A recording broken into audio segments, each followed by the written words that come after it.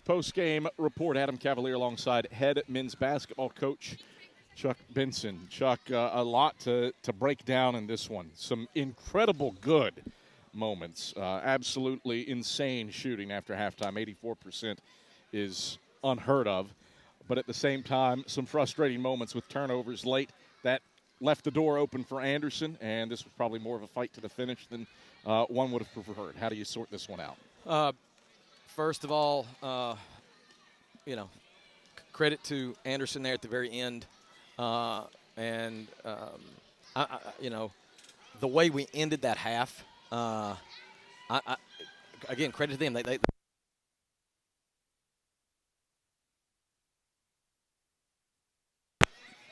They cut our power. We got upset. power back. They're upset. As I was saying, credit to them. It's not that our guys laid down and quit, but we had a 10-point lead with 12-point lead with 2.5 to go. Oh, thank you. You're welcome. 12-point lead with 2.5 to go, and we're a little bit sloppy with the ball. Looked rattled. I don't understand that because we got good guard play. But truth man, we played our guys big minutes, and I think some of them were feeling a little fatigued there late. That's a bad job on my part of maybe resting them. We tried to rest them there around the 12-minute media, and I thought Tate Mulkey and Khalees Fry and Matt Bilbrey did a great job. They were actually plus 32 when they were on the court today. So they gave us a little freshness, but I probably should have gave the starters a little bit more of a break there. But just couldn't. Circumstances were such. But congrats to Anderson to show the resilience, determination, and a bigger congrats to our guys for hanging in there and getting a really tough route. They're much improved. Oh, yeah. They're much improved. Without question. They are an elite defensive team, and it literally that's probably 600-plus games I've coached as a college head coach. That is the most unbelievable half of shot making that I've been a part of as a head coach that we put on. If we don't shoot block that, we don't win this game today. 84% from the field, 7 of 9. That's 78% from three. First half, there were 40 combined rebounds in this game. After halftime, the opposite of that, 20 combined rebounds between the two teams. Neither team missed after halftime. It was a defensive battle in the first half. What changed? What about this game changed? Did the shots just start falling at a high clip? I thought we made some adjustments at half defensively, but then sometimes when you make an adjustment, a good solid team and a well-coached team, they'll make counters to the adjustments, and they did that and sort of exploited us in ball screen coverage. And, of course, they did make shots. There were some 50-50 balls or sort of scramble, loose ball scenarios that they capitalized on. But on the flip of it, I thought our guys did a great job of recognizing what Anderson was trying to do defensively and then trying to take advantage and find an advantage. And a lot of that goes back to our point guard play. A lot of it goes back to Braden and the way he was playing in the ball screen game there a little bit. We were able to get some really nice paint touch drives. We put a lot of pressure on the paint, especially the second half. They had really sort of put it to us on the paint the first half, but I think we turned around and returned the favor the second. But a lot of credit to our guys. I thought again, Luke continues to evolve as an offensive mind, and he had some really great suggestions today in live time, and it paid off for us. Second half, you make your run to get up by 12 thanks to Jack Browder. It was a 10-0 run. He scored the first 8 on that, a new career high of 33 for him. His 2 30-point games have come in the last 2 games that you played against Anderson. What can you say about the job of your junior forward? Well, again, they are really good defensively across the board, and I thought we were able to find some opportunities to sort of put him in isolation a little bit there and let him attack. But credit goes to Jack for being able to create closeout, create separation, and attack on close, and then finish. The name of the game is finishing, man.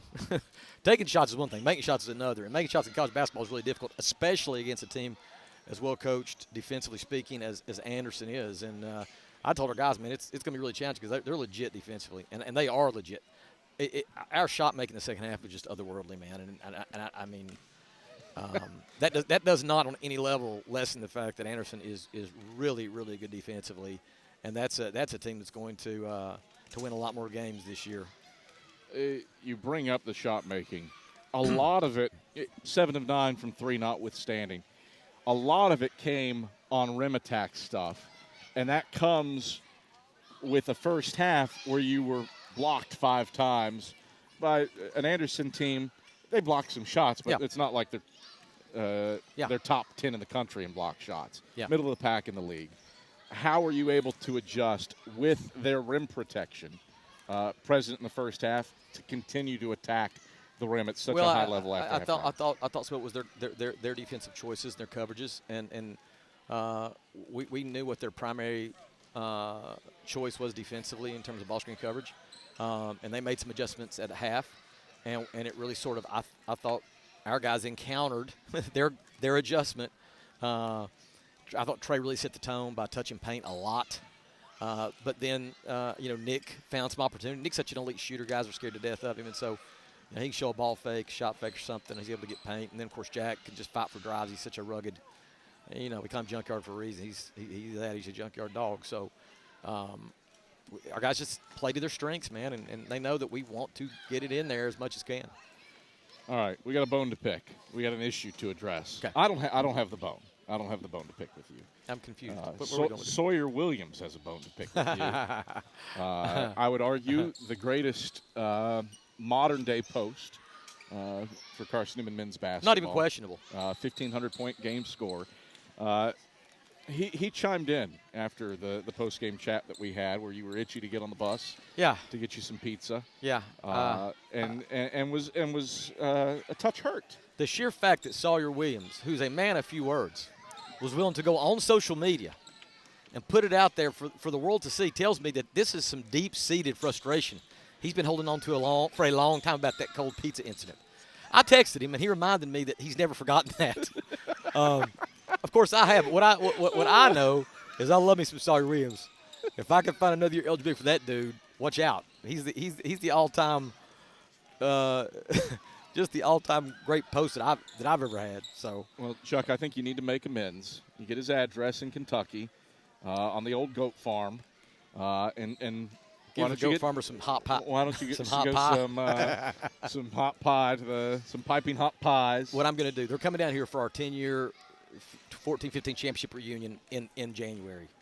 I'm going to make it a point to get my big Saul a pie that'll put a smile on his face. The cold pizza incident is wild that is 10 years old. I shouldn't say incident.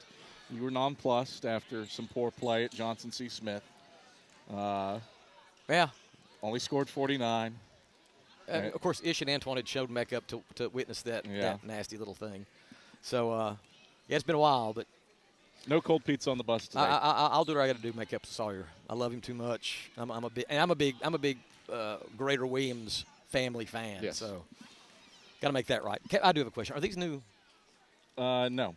Okay. You wore the same headset at Emory and Henry. I was so just ready for the pizza that I didn't even acknowledge that these were really. They're comfortable. Very, very nice. Very nice. You've upgraded. You got David Need's headset. We've shuffled around nice. some pieces of the football road gear now that we're not doing three venues simultaneously. I get it. Well, thank you. I'm glad I get to wear these. All right, that's enough from you, Chuck. Congrats on the win. Thanks, Kev. That's head men's basketball coach Chuck Benson.